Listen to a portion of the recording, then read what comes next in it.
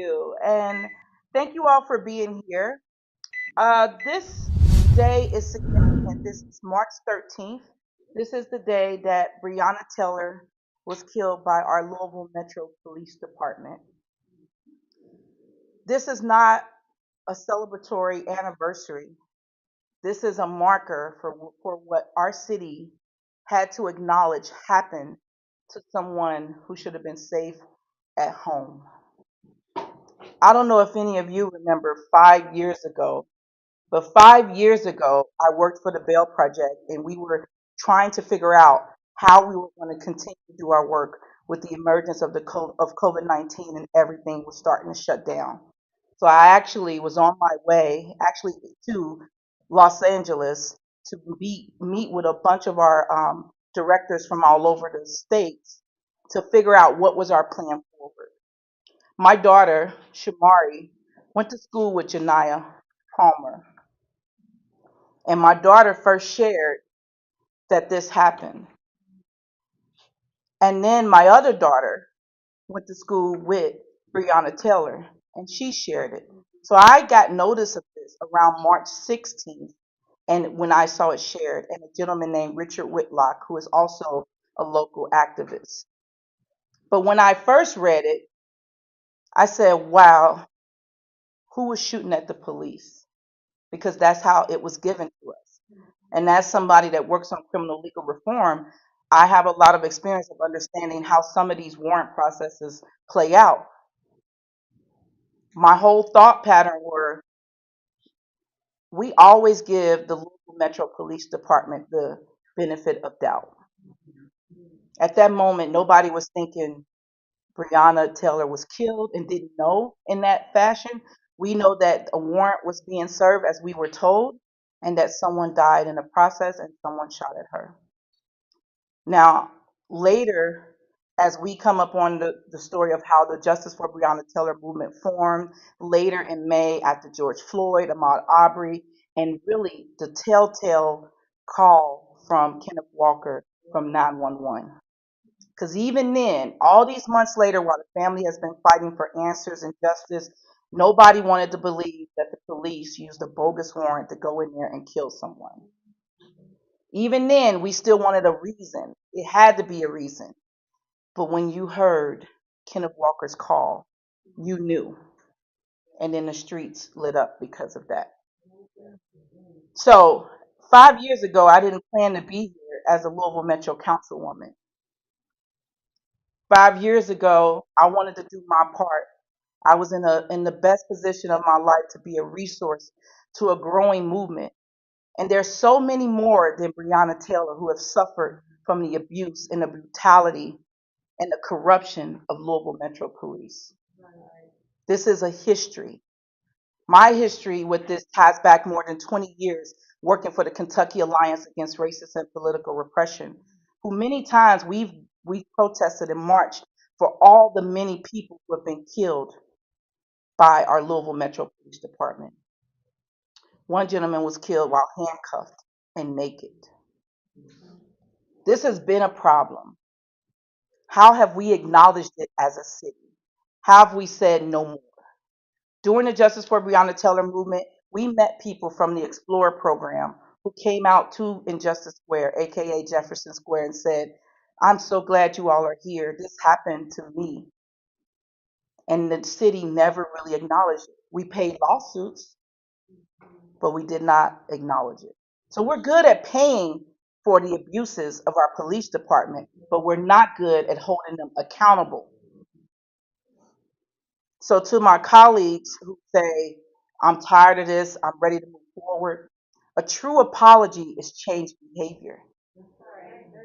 And the people cannot move forward until we have this formally acknowledged in our history books that at that moment, I didn't want to come in here in 2023 when I was elected to do this. I shouldn't have had to do this, right? That was already 3 years later. Councilman J.P. Leninger just got elected. He didn't want to come in here and have to do this. But I'm glad that he is brave enough to stand with me and to stand with the people of Louisville. Thank you. So I wanted this one to be short. I thought it was important to give an update on what has happened. On June 11th, this legislation, as it is written, this resolution, a resolution urging Louisville Metro government to formally acknowledge the documented harms of the Louisville Metro Police Department and to encourage the Louisville Metro Police Department to build trust in community. It was sponsored by me. I didn't get any co-sponsors. Everything that I do when I file legislation, I email all of my colleagues. I ask them how you can follow up with me. I'm willing, I'm open to meet you and figure this out together. Some of my colleagues don't have to even go through all those checks and balances. They can put something forth, and because they have the relationships and the history, they don't have to do that. But I do it because I know I come in with this activist and organizer lens that some of them are challenged with, but I really come in as a person directly impacted as I was wrongfully arrested by LMPD in 2020. Lies were made up. They said I tried to burn a library. They said I was trying to make it to the sanctuary set up for the people that we said if during the curfew people can be at. But I was gathered with a bunch of people before curfew that I know wasn't being enforced all over the city and arrested. So I am a victim. I am a part of lawsuit. I am directly impacted. But in this voice, where I am today, I am a representative of a Louisville Metro Council that has to acknowledge the documented harms of Louisville Metro Police Department.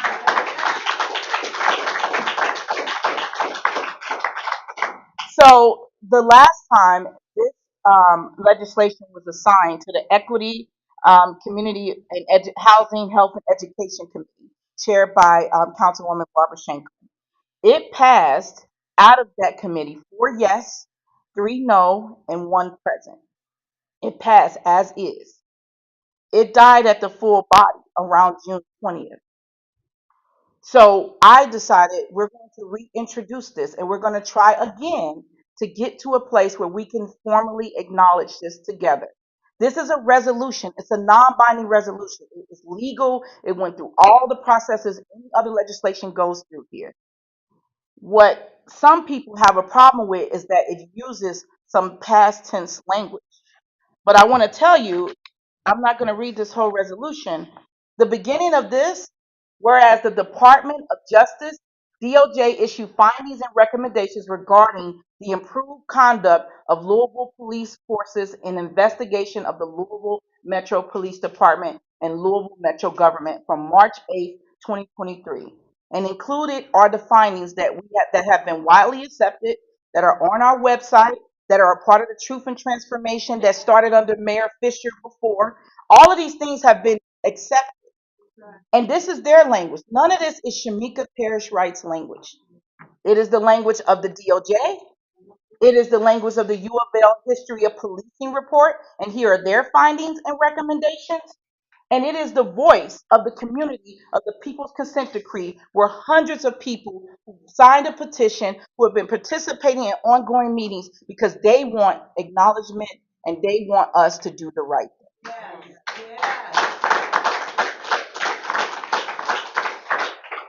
And so, refiling this, and I said to my colleagues, this is what I was going to do. This happens. I've learned 1 time, 2 times, 3 times a charm, right? I ran for office a couple times and got elected the third time.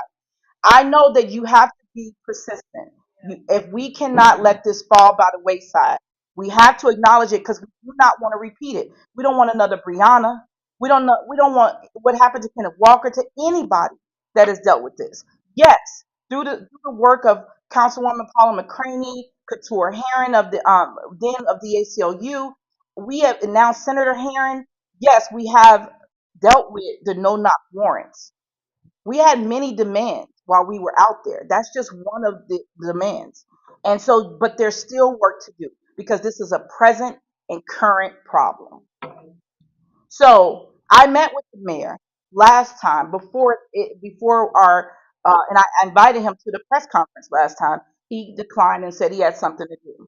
He had my legislation in his hand, and I said to him, "Why wouldn't you support it? If you're in favor of the what the DOJ said, you're going to do the right thing down the road. You've committed to that.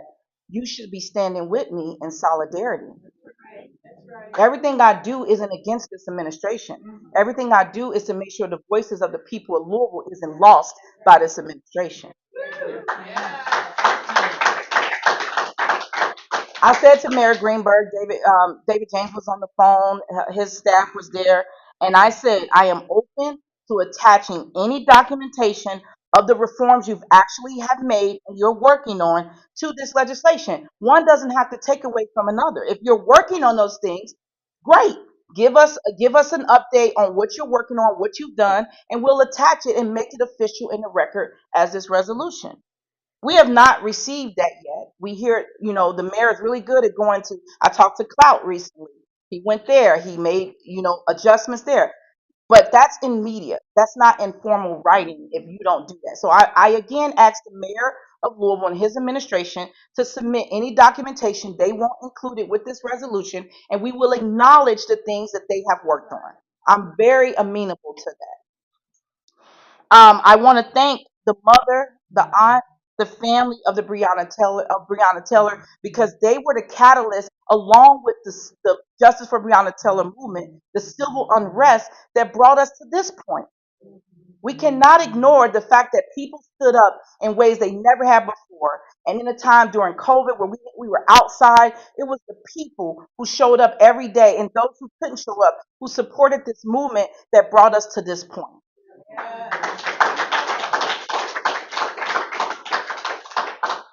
This is a movement, but it's not just about Brianna. It's bigger than Brianna. Her family recognized that. And then people say, well, they got the civil suit. But in their process of receiving justice in the many ways they're allowed to, because they didn't get it criminally, they didn't get the officers fired, charged, and arrested like we wanted. So they had the civil process. But even in that process, they asked for many of the reforms that our mayor likes to brag that they are doing. You're not doing it on your own, sir. You're doing it because the family included that in their reforms. There's still 27 other things. There's still 27 other things, at least, as I spoke with Inspector General Harness, that we haven't even started to work on, that they haven't even communicated about. And we have Inspector General Harness, who is the only person with our Louisville Metro government that actually has experience with police reform. And he's just now starting to get responses, and he had to do it through media. He's asked and petitioned for information. He's just now getting that. And now his contract is up in November. And we need to advocate that he is allowed to stay, because this administration has a history of removing people who don't go along to get along. And his job is to be unbiased, fair in his investigation practices. And that is what he has shown. Whether Chief Humphreys agreed with some of his decisions or not, that does not erase that this man has acknowledgement, he has experience, he's done this work before, and he is the most experienced at bringing police reform. He's also a former police officer. How much better can you get? So we also need to advocate that this is a both and moment. Just because we're advocating for this resolution today doesn't mean that there still aren't things that we could do as a community and this administration could do to make things better. It doesn't take us passing a state law for them to show up and do what's right, because a lot of that stuff is under the leadership of Mayor Greenberg as well as Chief Humphreys. So I also wanted to I wanted to give you an update that, so we filed it, and what's been happening is that our committee on committee meetings have been canceled a lot. When they're canceled, then the decision making to assign legislation to a committee defaults onto our president, which is Brent Ackerson. Brent Ackerson, because in the committee, if this was, I would have liked it to be reassigned to the same committee it was. But I could have advocated for that during the committee for committee meeting. But because it wasn't held, he gets to make the arbitrary decision. And he chose to put it in public safety, headed by Chair Dan Syme and Vice Chaired by Councilwoman Tammy Hawkins, who is in support of this legislation. Tammy Hawkins is. And then the next fight was getting it heard. So a chair can decide not to hear it. And then I got word from Councilwoman Hawkins that he may not even hear it in committee. So I approached Dan Simon, I had already sent out an email to my colleagues in the Public Safety Committee. I'm on that committee. You're on the committee? No, you're not on the committee. I'm on that committee. I sent out an email to all of them to say, hey, I would like your support. Here's what we're doing. Anybody that want to talk about this, let's talk about this. And then when Councilwoman Hawkins let me know that Dan Simon may not hear it, I approached him after a meeting and said, I would like to meet with you, see what's going on, and see where we can meet at, because I really wanted to get it heard. I'm thankful that it was that he allowed it to be heard. We had the public safety meeting, and it was not about anything in this language that was the real issue. There was talk that people felt like on council, because Ackerson attended to inform that as a lawyer we could be sued for anything that I said, well, this is what the DOJ put. He said the first page sets us up for lawsuits, but I'm thinking we're paying millions and millions and millions in lawsuits already. And this doesn't set us up for that. This sets us up to be acknowledged. And you have accepted the DOJ's findings. How can you go back and forth with that? And then the other thing was my my dear colleague Councilman Piagentini doesn't understand bottom up leadership and had an issue that an organization that was a part of this with the People's Consent Decree Coalition, which Vocal, which I wear another hat for, was a part of this. We don't benefit financially. We don't benefit in any way. And we have directly impacted people who attended those meetings and were a part of that. I tried to explain to my colleagues, which I understand, they only understand top down, that bottom up means that we are a nonprofit membership and leadership led organization that does advocacy. So if my members and leaders decided to protest me today outside, that is what they're going to do. I can't stop that. As staff, I manage the staff that carries out the work of my membership. And so Councilman Piagentini asked for ethics. And I thought it was interesting since he was going to benefit $240,000 worth from his ethics issue.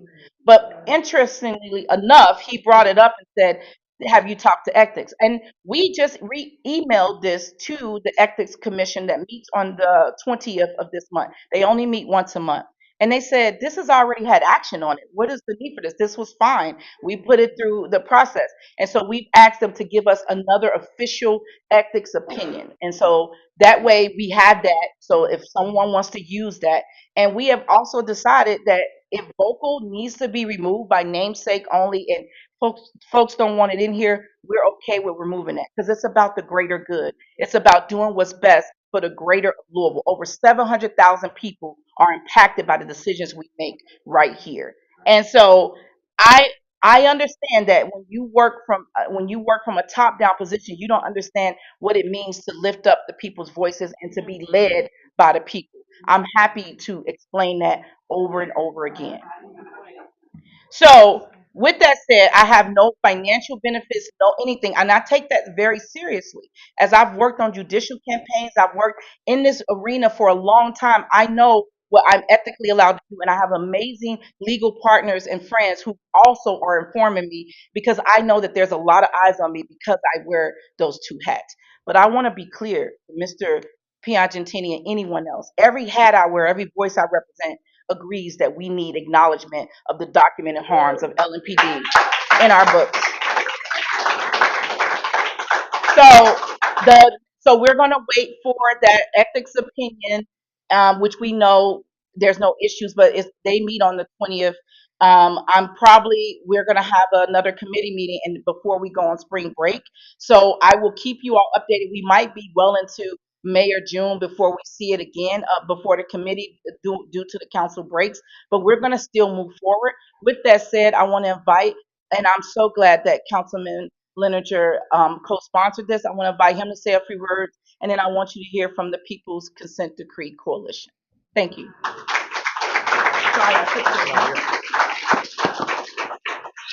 I'll be brief because I am a co-sponsor, but this is truly Councilman Parrish Wright's work. Uh, when we are in relationships, and that's what community is, it's a relationship. In relationships, if there's a harm done without acknowledgement of that harm done, do you move past it? No, no one moves past that. We have to have acknowledgement of harms done in order to heal as a community. That's very, very important. important. That is the first step to healing, is acknowledging harm, right?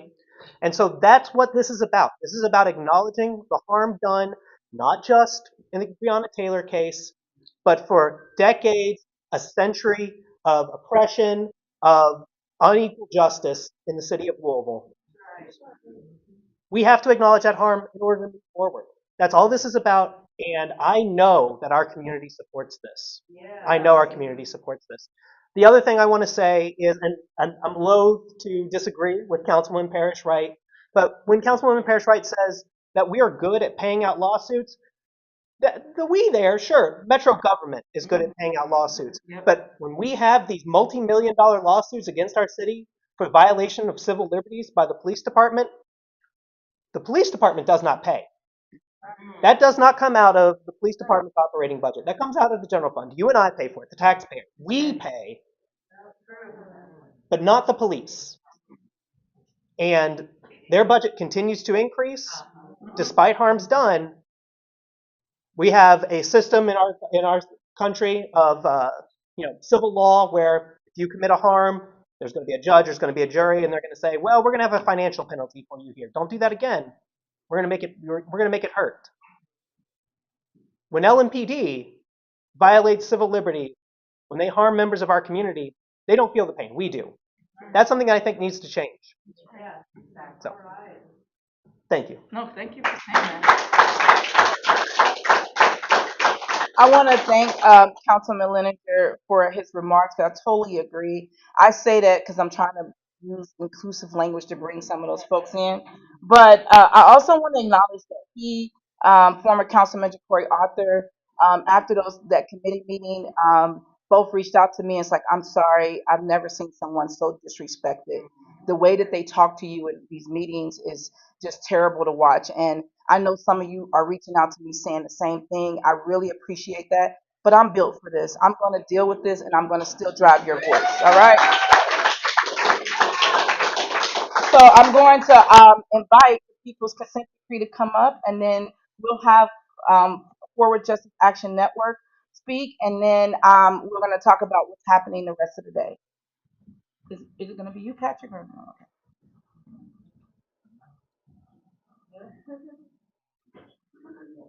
And Patrick was impacted, right? You were here. Yes. Hi, everyone. I'm kind of nervous. I've never spoken in front of this many cameras before. Thank you. Hi, my name is Patrick Moore. I'm a member leader of Vocal Kentucky and someone who was directly impacted by police during the protests in 2020. I stand here today wearing black in mourning and purple as Breonna's favorite color.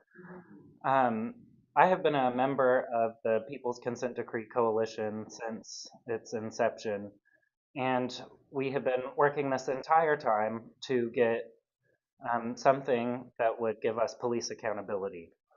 Right now, and for over a year, we've been working on this resolution.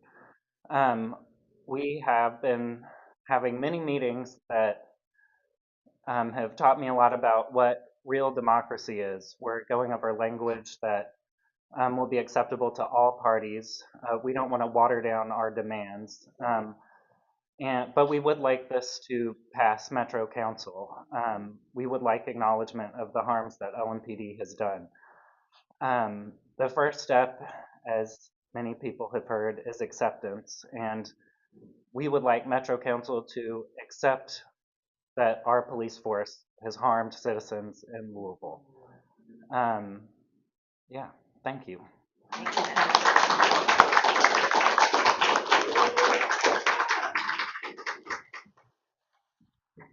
Monkeys, animals, boy. That's how LMPD has referred to Black people.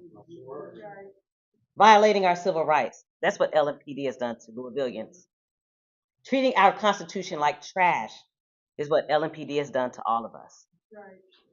I'm Attica Scott, former state representative and director of special projects at Forward Justice Action Network, and we are an active participant of the People's Consent Decree Coalition.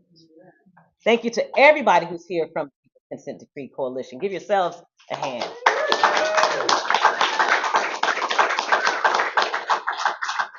And shout out, of course, as always, to Councilwoman Parrish Wright for her leadership, to Councilman J.P. Lineger for his leadership, and Councilwoman, I will keep this brief.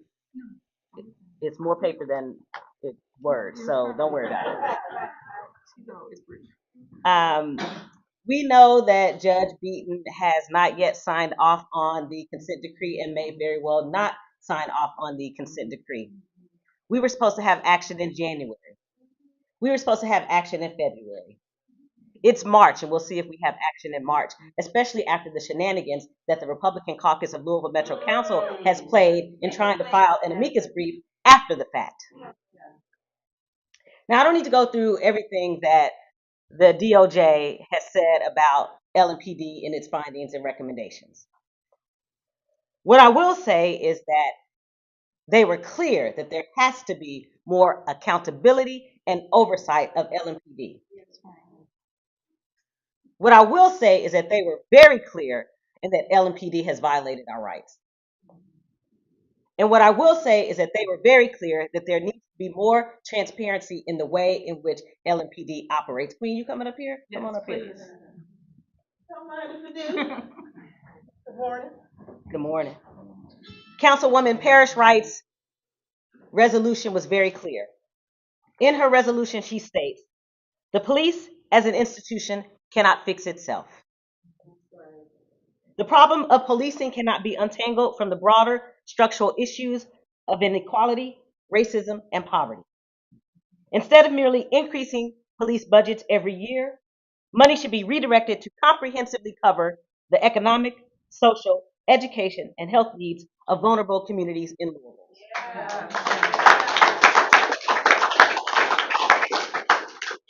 Councilwoman Parrish Wright's resolution goes on to say, the DOJ report and its recommendations must be taken seriously, not as an end, but as a starting point. A starting point, not the end. We have not healed in Louisville from 2020. I'm not even sure we have tried to heal. Telling someone to move on is not healing. That's political bullying. And we won't stand for it. I've said this before, we are at a crossroads in Louisville. It is time for us to decide which way we want to go. Is it toward equity, fairness, and justice? Is it toward the same direction we've been going in that doesn't work for many of us? In the history of policing report that Councilwoman Parrish Wright referenced, we know the historical context of policing in Louisville. That's why we at Forward Justice Action Network support the People's Consent Decree Coalition and the work that is being done by the amazing people in this room. That's right. Yeah. I think it's important to always end these press conferences, Councilwoman Parrish Wright, when you call them, by speaking the names of people who have been violently harmed by LMPD. You know why we're here. We're here for Shelby Lanier, Manfred Reed, James Groves, Adrian Reynolds, Desmond Rudolph, Rodney Abernathy, Clifford Lewis, Antoine Bryant, Marshall Marbley, James Taylor, Michael Newby, Larry Knowles, Dang Meng Yoon, Breonna Taylor, and so many more. Thank you, Councilwoman.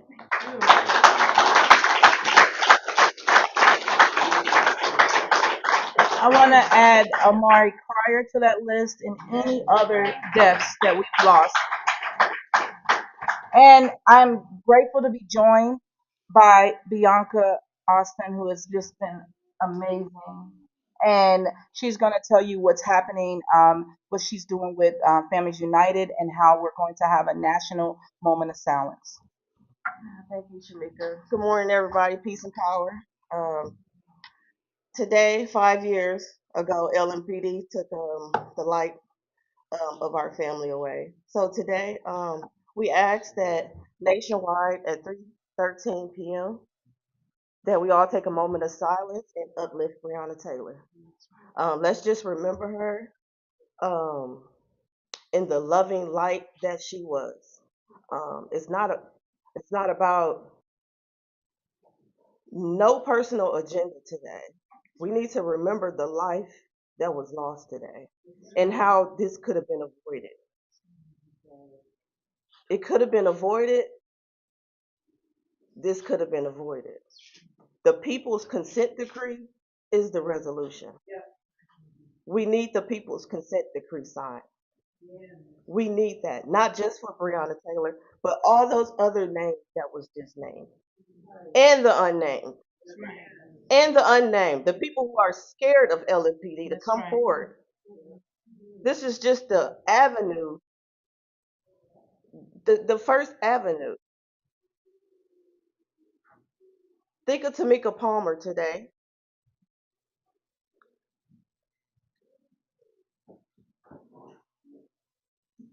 We love you, B.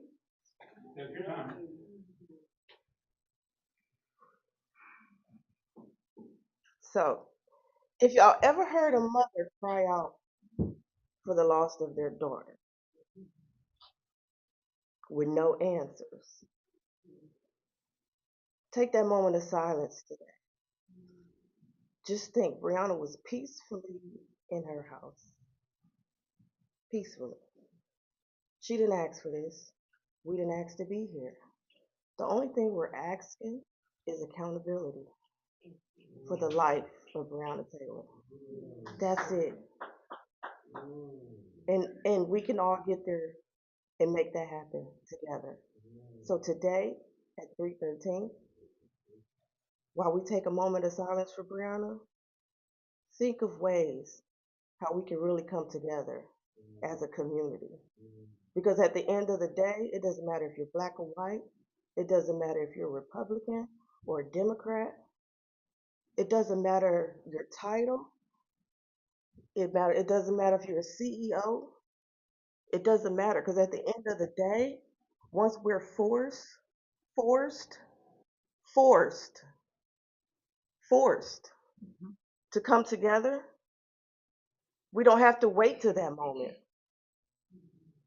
So let's take advantage while we have the opportunity before we're forced. Forced. This is forced upon us. I'm here because I'm forced to be here. I don't want to be here. I'm here because I'm forced to be here. Because they forced their way into Breonna Taylor's house.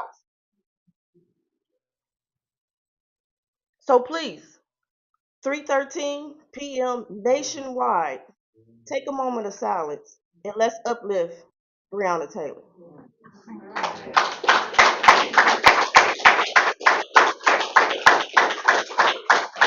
As as we close, I want to share that in 2001, uh, in Cincinnati, Ohio, his birthday was yesterday. Um, well, in 2001, there was uprisings because the police shot Timothy Taylor in his back while on a street in Over the Rhine. And I was still living in Cincinnati. And I remember what I saw, real riots. I saw businesses that never came back. I saw a city that lost billions over the years and had to really deal with the police reform. I saw them come together, and allow the community voice to be a part of the process with the consent decree and not like ours has been boxed out. I saw them bend and move, and not that they're perfect, but they knew something had to change. And then in 2015, my dear friend Sam Dubose, whose birthday was yesterday, was killed by the University of Cincinnati police, right in the neighborhood I lived in, right in the neighborhood where he would pick me up to go to the drive-in. I saw that where he was killed was blocks and blocks away from the University of Cincinnati. And I remember when we would drive, sometimes we didn't even stop for the University of Cincinnati police. But the University of Cincinnati police were deputized and extended and given all the duties of the regular police department. And so Officer Ray Tensing profiled Sam when he left a store, profiled him through a neighborhood, and pulled him over for missing a front plate. As you go up north, you notice that those states, many of their vehicles have front and back plates. The further south you go, and as it is in Kentucky, You're only required to have a back plate. As a result of all of the things that have happened before, Cincinnati responded immediately. Ray Tensing was charged with murder but acquitted twice. Ray Tensing received $250,000 back in back pay. University of Cincinnati paid Sam DuBose's family $12 million and paid, oh no, not 12 million, 5.6 million. And they extended scholarships for all of his children. But they took action immediately. There were still marches, there were still protests, but the city didn't see the same thing it saw in 2001 because there was inaction. We didn't figure out a way to deal with that. As we look at a city that's 100 miles away and how they've been trying to recover ever since and have really saw a great deal of difference, the police of Cincinnati, the administrators, the lawmakers, the people have seen a difference, and they've acknowledged that they've seen people do just what Bianca said, get there together. Our city thinks that it can handle it by itself, and it can't. Our city hasn't been in charge of our police the whole time, and they still have caused many abuses that have not been acknowledged. This is an opportune moment for our city to rise up and do what's right by the people before we see another civil unrest. That civil unrest won't be caused by anybody in this room. It'll be caused when they again take another life like they did Breonna Taylor. And they're not ready to own that. They blame us for showing up and showing out and standing up year after year. So when you do, as Bianca just said, when you do that moment of silence at 313, many of us will be right at Injustice Square, right at Freeway, and we will be there starting at 3 o'clock. Folks will be there up until our council meeting at 6. We will have speakers speaking at our council meeting to let people know how they're advocating for. The People's Consent Decree is one part resolution. We still need us to take action on the consent decree as we've been guaranteed with the federal response. These are two different things, but one doesn't take away from another. They should be lifting up the things that matter and lifting up each other. So if we do this right, we're showing that we're responding. We look at what happened in Minneapolis when that mayor dealt with the issues that happened and that police building caught on fire, and everybody was worried about that here. Besides some people trying to burn concrete, we never saw that kind of thing here. Our work out at Injustice Square stopped the city from burning and going through the things that it went. We will never be acknowledged for the way that we saved this city. We didn't only just save the city from the destruction it could have had, we also saved the local businesses downtown. While people like to blame us for the blight in downtown, it was our work that worked with the businesses down here to help keep the city going. It was our work that took mutual aid and people coming in volunteering to put in the hotels and the businesses and the stores down here while they tried to bust up gallons of milk. We were trying to show up and be there for the people. That is our work, and we'll never get credit for that.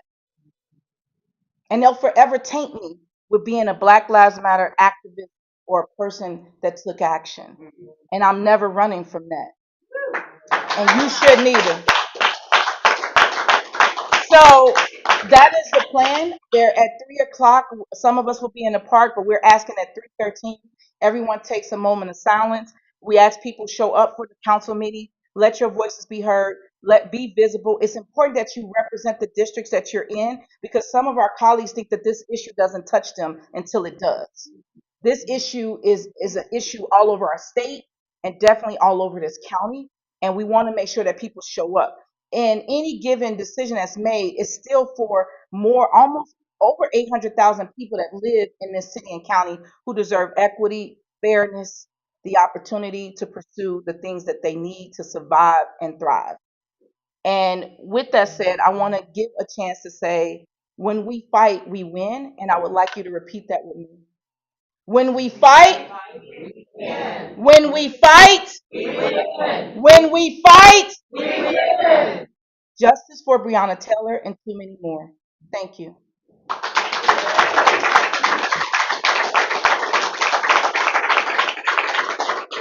We're all available for any questions. state the significance at 3:13 p.m. precisely? This is the day she was killed. I know it's this. Oh, It was today. I was- It's the day she was killed, and her address is 3313. so you're turning all those numbers into So we just time so actually, itself, because absolutely I believe she died at today her home. she died. I'm sorry. She died at her home. Yes, she was Okay. murdered at her house. Yes. Thank you. Councilwoman, is that resolution available? Yes, it is available. It's online.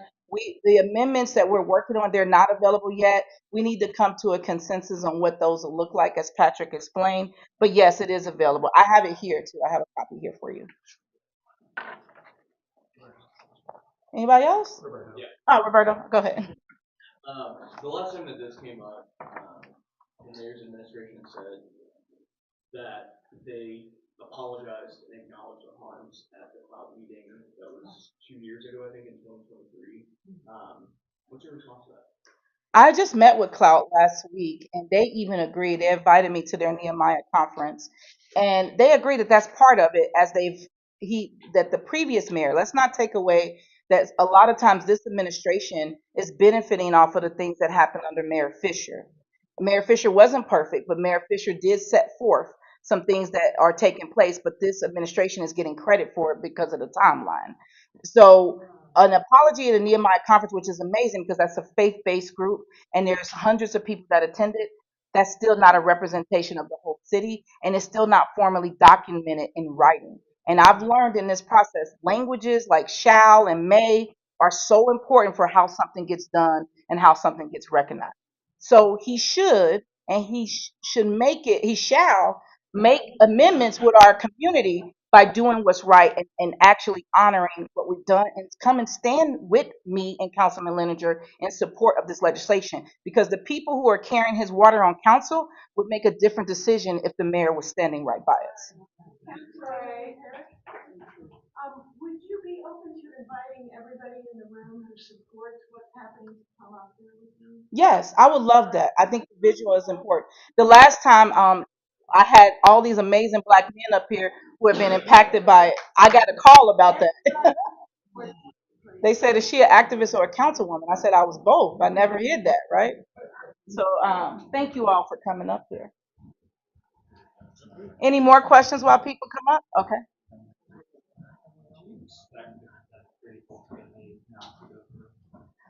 I'm always a glass half full person. I'm hoping that Judge Beaton is irritated by what the Republican Party just did and maybe empowered and emboldened enough to actually do what these parties have come together and already signed. Why wouldn't he support what they came together to sign?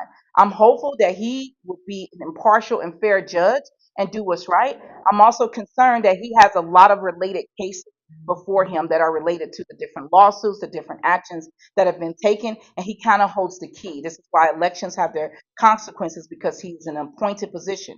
He has nothing to win or lose, but he could give us the justice and the equity and the power we deserve by honoring the consent decree. So I'm hopeful that Judge Beaton will do what's right by us. So yes, I would love to see it signed. I'm not giving up on that. But like I said before, we're in a both and period. That means we still have to do other parts, even if he doesn't sign it. Councilwoman, at a press conference a couple of weeks ago, Mayor Greenberg stated that if the consent decree isn't signed, he still wanted to move forward with an independent monitor. What are your thoughts on that? I think that's great. I think he should stand on that. I think it's more than words and media that he should take action. But I think the people should have be able to select this independent monitor. I'm not comfortable with the mayor making that decision because they've already shown bias in holding the police accountable, and we already see what we have money set aside for the independent monitor, so it's not a money issue. But we see what's happened with Inspector General Harness, who we fought hard to get that inspector general position and the issues he's had to deal with. And this is a person with experience and that is removed because he came in here for that reason. If he's being treated the way he was through media, I imagine what would happen if they don't get somebody that's just a go along person. The community deserves better. I hope that he's really committed, and I hope that we get a part of that process of selecting who the independent monitor is. LMPD and the mayor are already voting without changes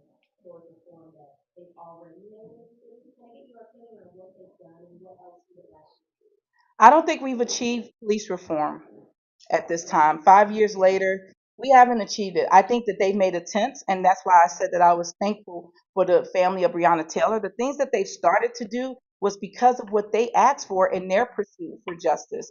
I haven't seen them do anything that wasn't asked for by another entity. I don't see many self-initiated. I did see Chief Villarreal start to move through that, even like making some decisions and firing people, and in the end, she was thrown under the bus. I think that you always are going to meet this wall with this administration. I watch how this administration is appointing former LMPD officers to very high and prominent positions. And so that tells me that we're being set up for a cop city that we don't need. And I think that if we don't get in front of this, that's what we're going to see, the top down cop city kind of action. And we saw how that's happened in Atlanta, Georgia. We don't need that here. We already took a former police chief from Atlanta, Georgia, which is what made me even run for mayor, because I was like, why are we reaching outside of our bucket? I think we got people right here in Louisville, in Kentucky, who could be really good in moving us forward and qualified. But it's like the worst game of cliques and high school to get them to acknowledge you got to know somebody to know somebody. And so if we don't put who we need in leadership, if we don't make sure that we're staying on top of this and making the mayor hold true to his words, I don't think much change will happen. I actually think that there's other people who have a steering wheel in our mayor's back, and our mayor is only focused on election, not improving police.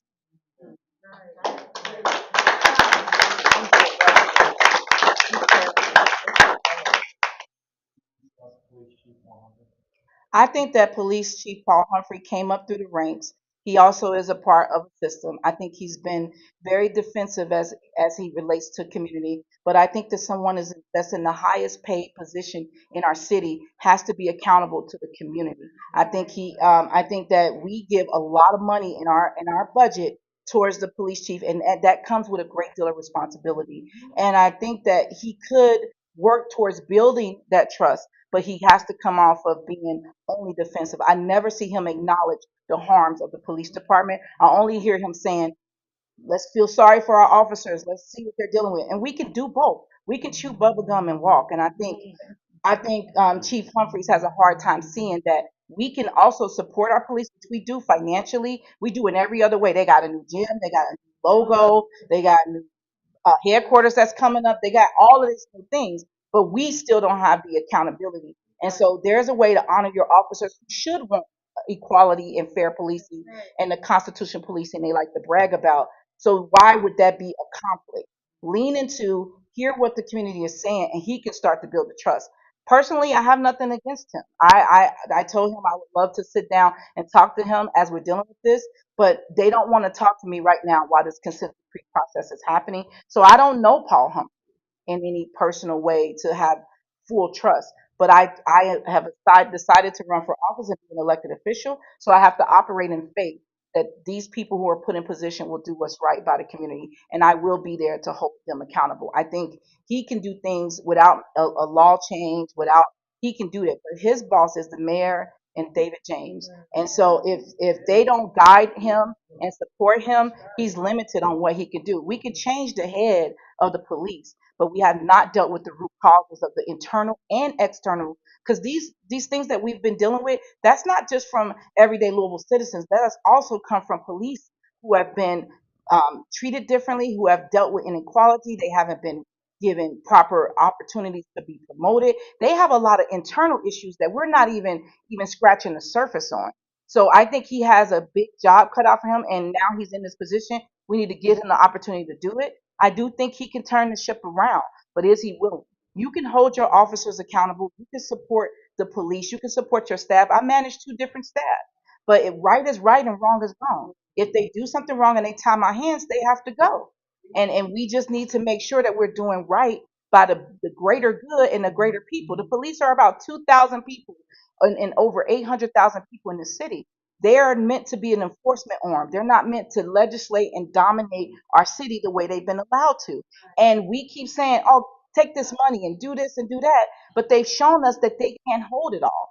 So if you can hold it all, you need to diversify and help get us the things done. I actually think we could probably get more of our stuff funded when they cut the budget if the police funds the stuff? Or is he willing to take funding from that budget and put it towards what the community has identified? Case in point, I asked Chief Villarreal, I said, you all aren't using the officer incentive where we put 1 million and then 500,000 and I think another 500,000 into the budget for officers to live in the communities they serve, trying to build those relationships. I grew up in communities where I had an officer live across the street from me before, and that builds relationships. And she said, well, I'm not forcing it because the climate of the police and I want to make sure folks feel comfortable. I said, well, work with them, see if they can move in pairs and figure it out. Then when she came to the budget meeting, I said, are you willing to take that 1.5 million and put it back in the groups and agencies and the folks who are actually doing the day-to-day work? She said, yes, it's up to the mayor. I didn't see the mayor make that adjustment in the budget. So what I want to do on the budget committee, as I'm a part of as well, is follow the money, especially the last 10 years as the police budget has been overinflated. They don't use all of that money. That money comes back, but because it's already allotted there, when it comes back, the mayor and his people on council decide on where it's going. And I want to see, reduce the red tape and see what's happening. This budget process is so convoluted. It's not a one for one. It comes back, it goes through all these different pathways. But if we start to track the police budget and see what you're not using, give that back to community. I think the police owe us, and that's what I'm trying to look at. I think the police owe us a great deal of refunds, and it's not just in the equity of practicing, it's also in the funding that they receive over and over again. And why isn't that money being put to the community that is in need? And then the last thing I'll say, I meet officers all the time who say, we're not lawyers, we're not social workers, we're not doctors. Okay, thank you for acknowledging that. But we have people who only think that the way to getting the public safety we need is through overinflating your budget. I think that we even have some bipartisan support of watering down that police budget and really dialing back on what we're doing, because are we getting our money's worth from the Louisville Metro Police Department? My answer would be no. And can Chief Humphreys help deal with that? Yes. Where are you all overinflated, where you are carrying a lot of fat that is not producing the things we need in the community? And how can we approach? I think Chief Humphreys should start listening and taking action and being forthcoming with the things that they're doing. We should be updated quarterly on the police reforms they're actually working on. We shouldn't have to do this to bring it out of them for them to do another media response. They should be updating us regularly. Here's the reforms we're working on. Here's the checkpoint. We deserve that. And so I would hope that he would be open to updating us on those reforms regularly. Thank you. Well, it went longer than we planned, but thank you. I really thank you all for showing up. I ask that you consider the moment of silence that Bianca Austin talked about for the family of Breonna Taylor and so many more victims. We will never know their names. We will never know their stories. And then I ask you all to join us. You all participating in Metro Council meetings and committee meetings is so important. Hear the language. Hear how folks are voting. Track their voting records. Elections have consequences. Those of us who are in odd districts like myself, we're up too. It's the same time that the mayor is. So we need to make sure that we have people who are willing to do the will of the people. If you don't have that, you have an opportunity. Please run for office. Please understand we need people in these seats who are willing to do right by all the people. Everything that we're fighting for social justice and social change benefits everybody. It don't just benefit me or the people behind me. It benefits all of us. Thank you.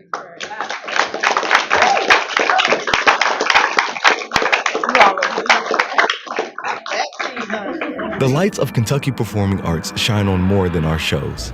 They illuminate a pathway of discovery for all throughout our Commonwealth. A pathway of creativity, confidence, possibility, of brilliance, inspiration, curiosity, and wonder.